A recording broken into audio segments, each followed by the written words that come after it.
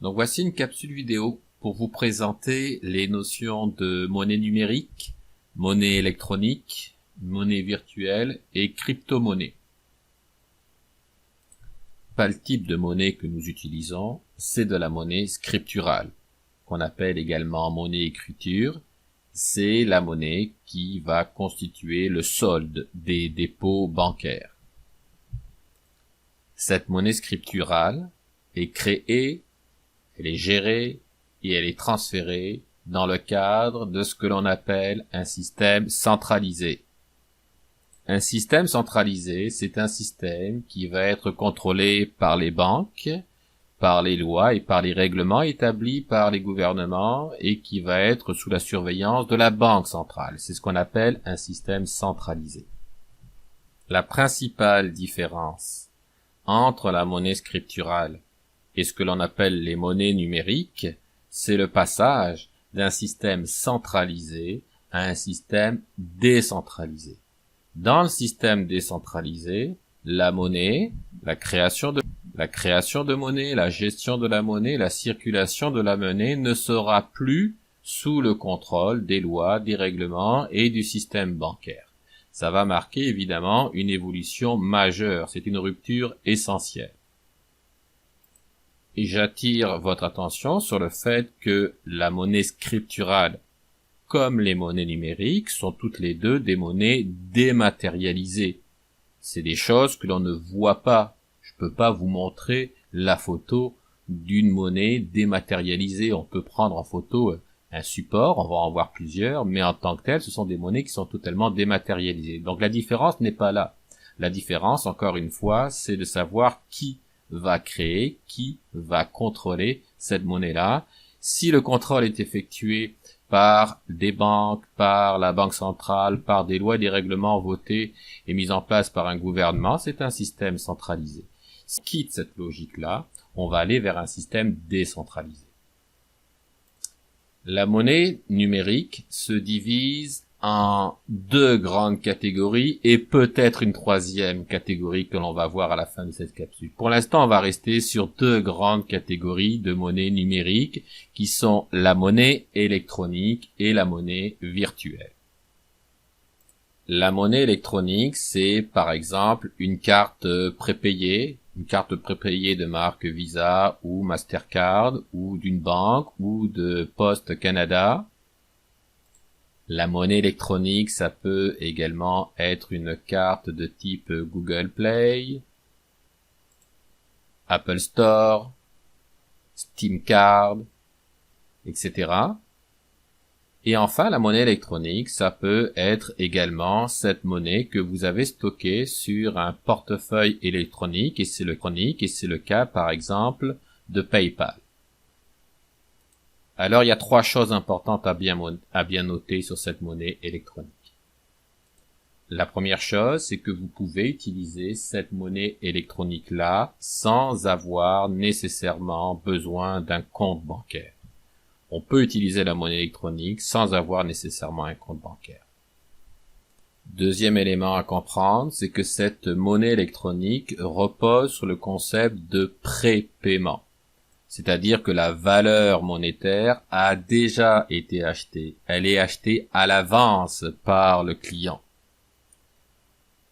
Par exemple, si je veux utiliser et payer avec PayPal, il va falloir que, au préalable, j'ai déposé de l'argent sur mon portefeuille électronique PayPal. Il a fallu que je transfère de l'argent, par exemple de mon compte bancaire, vers mon portefeuille électronique PayPal.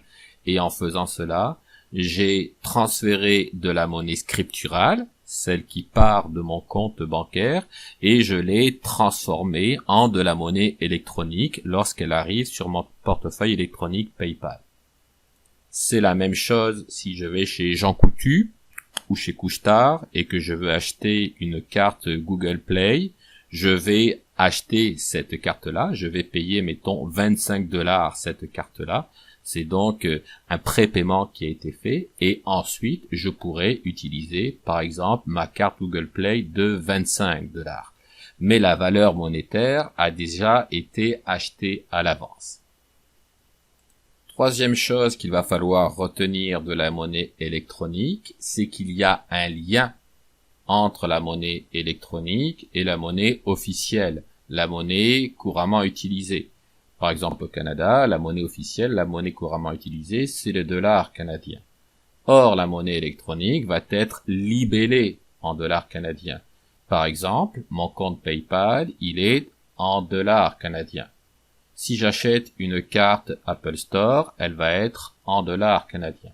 Attention, mon portefeuille électronique PayPal, c'est plus de la monnaie scripturale, c'est de la monnaie électronique. Mais c'est de la monnaie électronique qui, encore une fois, va être affichée en dollars canadiens. Même chose si j'achète une carte Steam, par exemple. La carte Steam, c'est devenu de la monnaie électronique, mais elle va être libellée en dollars canadiens. Donc, dans ce sens-là, la monnaie électronique va garder un lien avec la monnaie conventionnelle et c'est un taux de 1 pour 1. C'est-à-dire que si je transfère $1 de mon compte bancaire Desjardins vers mon portefeuille électronique PayPal, c'est $1 de monnaie scripturale qui va se transformer en $1 de monnaie électronique. C'est la même chose si je vais chez Couche-Tard pour acheter une carte Google Play. Mettons que cette carte-là, elle me coûte $25. Bien, je vais transformer au taux de 1 pour 1, je vais transformer $1 de monnaie scripturale, si je paye par exemple avec ma carte débit, je vais transformer $1 de monnaie scripturale en $1 de monnaie électronique et je vais payer $25 au commerçant pour pouvoir utiliser $25 chez Google Play par la suite. C'est la principale différence entre la monnaie électronique et la monnaie virtuelle, parce que la monnaie virtuelle, elle ne sera plus directement liée à la monnaie officielle, à la monnaie qui a un cours légal. Il y a 3 types de monnaie virtuelle, et vous les connaissez tous les 3. Un premier type de monnaie virtuelle, c'est la monnaie virtuelle fermée, c'est-à-dire qu'elle n'a pas de lien avec l'économie réelle.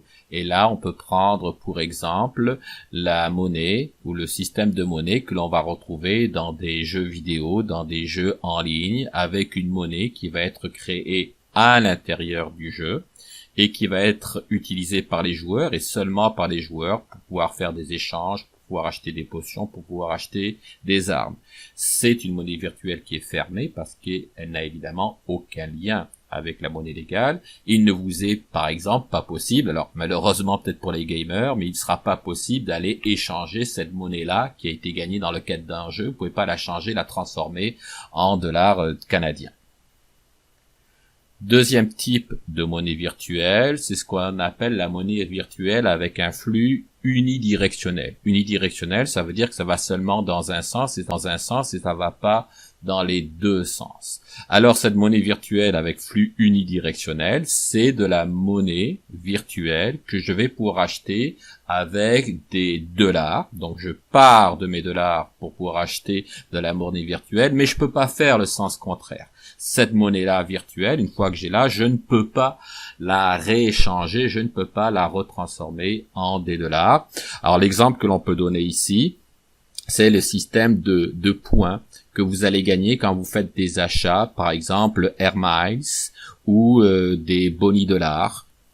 Donc vous faites des achats, donc en dollars, la monnaie légale, en monnaie scripturale, et puis au fur et à mesure que vous faites des achats, vous allez gagner des points qui sont donnés sous forme de monnaie Air Miles, de la monnaie boni dollar, qui vont vous permettre par la suite d'avoir des réductions ou d'avoir des tarifs préférentiels. Mais vous ne pouvez pas par la suite revendre en quelque sorte vos Air Miles ou revendre vos boni dollars pour récupérer en échange des dollars canadiens. Dans ce sens-là, ça va seulement dans une direction.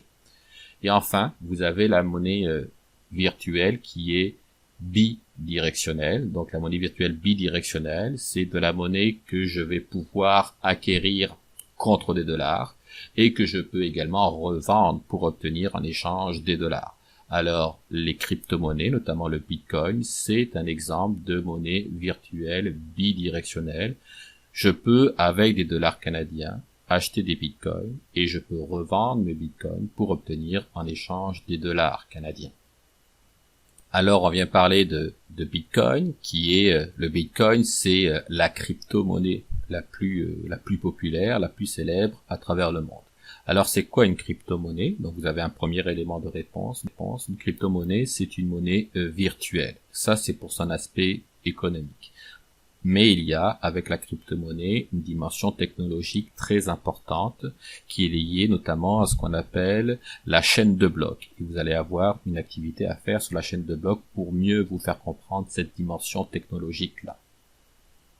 Donc ce qu'il est important de bien comprendre, avec la monnaie numérique, qui est donc composée de la monnaie électronique et de la monnaie virtuelle, c'est que ce sont des monnaies qui ne sont pas liées à un système centralisé. Autrement dit, ce sont des monnaies que l'on va pouvoir utiliser même si on ne possède pas d'un compte bancaire. Et ce sont évidemment des monnaies dématérialisées. Alors, pour compliquer encore un petit peu, récemment, donc on parle de la deuxième période de 2019 et début 2020, les banques centrales se sont mises en tête de développer des monnaies numériques banque centrale, MNBC, monnaie numérique banque centrale. Donc il y a des publications qui commencent à sortir là-dessus. Ça serait des crypto-monnaies qui seraient créées. Et là, du coup, ça serait des crypto-monnaies qui reviendraient dans le cadre d'un système centralisé, évidemment, puisque ça serait des monnaies numériques, des crypto-monnaies qui seraient créées, contrôlées, gérées par les banques centrales et du coup qui seraient soumises aux lois et aux réglementations d'un pays. Alors ces crypto-monnaies-là, c'est assez récent, c'est assez vague, c'est assez flou. Faut être conscient que c'est une réponse aussi des banques centrales par rapport à des initiatives comme la monnaie Libra de Facebook qui fait grincer des dents les banques centrales. Le pouvoir politique n'est évidemment pas très satisfait de ce genre d'initiative-là, donc c'est un peu une réponse que les banques centrales vont vouloir apporter en disant on veut contrôler ces monnaies numériques-là, ces crypto-monnaies, et puis on va du coup construire ou en tout cas créer notre propre crypto-monnaie. Les monnaies numériques banque centrale sont des monnaies. La monnaie numérique banque centrale ne serait pas appelée à remplacer la monnaie scripturale, mais ça pourrait être quelque chose qui remplacerait la monnaie fiduciaire, c'est-à-dire les billets papier. Donc c'est une monnaie qu'on pourrait utiliser, monnaie numérique banque centrale, sans avoir nécessairement ouvert un compte bancaire. Donc ça serait une monnaie qui serait stockée sur des serveurs informatiques quelque part, mais qui ne serait pas nécessairement reliée à une banque, mais qui serait quand même contrôlée par la banque centrale. Puis là, la banque centrale amènerait une certaine garantie. Donc encore une fois, ce sont des choses qui sont très récentes. On parle des réflexions de fin 2019, mais on irait dans ce sens-là. Juste pour terminer, cette longue capsule vidéo, est important que vous compreniez que les formes de la monnaie évoluent à travers le temps. On est très loin de la monnaie marchandise, on est maintenant dans des monnaies qui sont